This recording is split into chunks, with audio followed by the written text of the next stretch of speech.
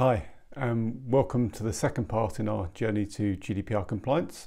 I'm Mike Saville, and as I said last time, we've now completed our assessment. We've done both GDPR and Cyber Essentials. We've done Cyber Essentials because we believe it meets the GDPR requirement for appropriate security.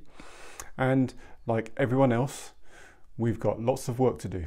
So without further ado, let's jump straight into our assessment.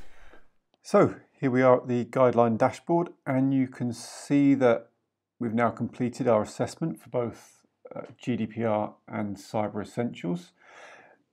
You can also see that we're 41% compliant, which actually is better than most of our customers. We're typically seeing between 20 and 30% compliant when they've done the first assessment.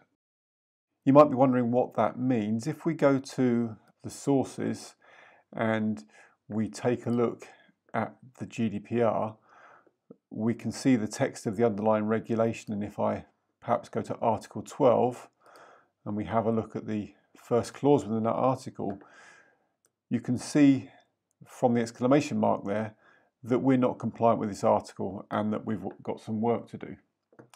So if I return to the overview, we can also drill down into the data protection regulation and see that we've got work to do across a number of areas. If we look at consent, you can see that there's a number of things we need to deal with and processes that we need to put in place. And not unlike other organisations, we've got work to do around consent. So how did we get to this position?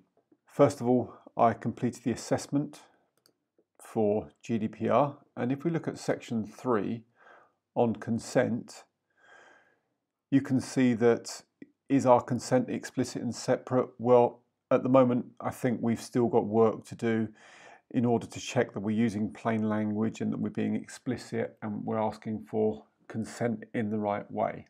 If we leave the assessment for now and take a look at our actions,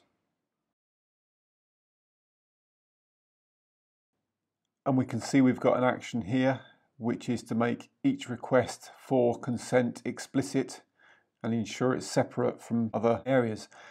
And as part of the tool, I could click on here and get definitions for each of these terms. So if I'm not sure, I can always look them up from within the Gydeline software. So as you can see, like everyone else, we've got an awful lot of work to do. There's a number of areas that those activities break down into. Our friend Cobot is now showing you some of those on the screen. We've got things like consent, rights, process policy, data mapping, impact assessments and things like that to deal with. And we'll be starting with those next time, talking about data mapping. So until then, we hope you find your compliance simple.